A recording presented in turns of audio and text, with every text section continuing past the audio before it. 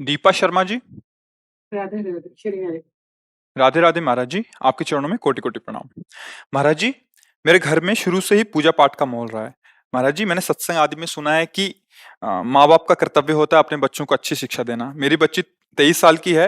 वो कोई व्यसन नहीं करती, अभी अमेरिका में नौकरी करती है। उसका पूजा पाठ में रुचि नहीं। मैं चाहती हूँ कि वो कुछ समय जप करे, क्योंकि भाग दौड़ बड़ी जिंदगी में ये बहुत जरूरी है। हाँ, मैं उसको बहुत कैसे इसका प्रेरित करूँ महाराज हाँ, जी? बहुत अच्छी बात है।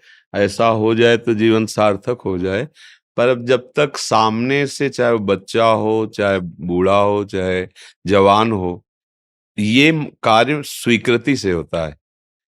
मतलब हमारे संबंध के भाव से, प्यार से समझाकर, या संसार के भयावह दृश्य दिखाकर, किसी स्वीकृति उसकी होगी तभी बात हो सकती है। जैसे हम कहते हैं कि आप नाम जप करो, आपका मंगल होगा।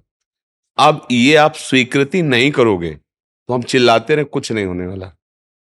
हम चाहे गुरु भाव से कहें या मित्र भाव से कहें, या हम सबको कहते हैं आप हमारे परिजन हो, हमारी आत्मा हो, मेरी बात मान लो, राधा राधा कहोगे तो इस लोक और परलोक में आपको सुख मिलेगा। पर ये स्वीकृति आप करोगे तब होगा। तो अब वो बच्चा या बच्ची या कोई भी, अब वो स्वीकृति कर ले।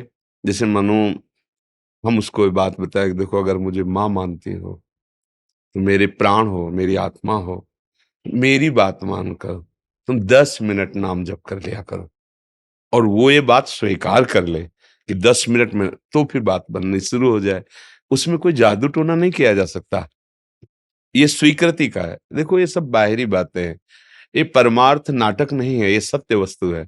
और इसकी स्वीकृति से होता है। जैसे कई लोग कहते हैं कि हमारा परिवर्तन हो गया, हम आपको धन्यवाद देने आए हैं। मगर गलत। धन्यवाद आपका कि आपने मेरी बात स्वीकार कर ली। अगर स्वीकार ना करते और फिर हम परिवर्तन करके दिखा दे तो धन्यवाद माने हम। कोई नहीं कर सकता। भगवान है, वो भी नहीं कर रहे। स्वीकृति करो कि है, अभी शुरू हो जाएगा। आपकी स्वीकृति अनिवार्य है। परमार्थ में सबसे बड़ा महत्व आपका है। पर हम महत्व गुरुदेव को, शास्त्रों को इसलिए देते हैं कि था तो मेरे अंदर, पर हम जागृत नहीं कर पाए।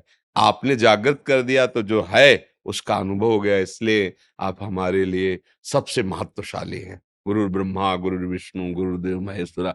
इसलिए नहीं, खास बात आपकी है उसमें। अगर आप स्वीकार न करें तो हम चाहे जितना आवाज देते रहें, समझाते रहें, आप उठो स्वीकार मत करो, एक फर्क नहीं पड़ेगा, एक नहीं पड़ेगा। और आप एक शब्द सुन लिए और स्वीकार, आज से शराब नहीं पीऊंगा, आज से मांस नहीं खाऊंगा, आज से व्यभिचार नहीं करूंगा।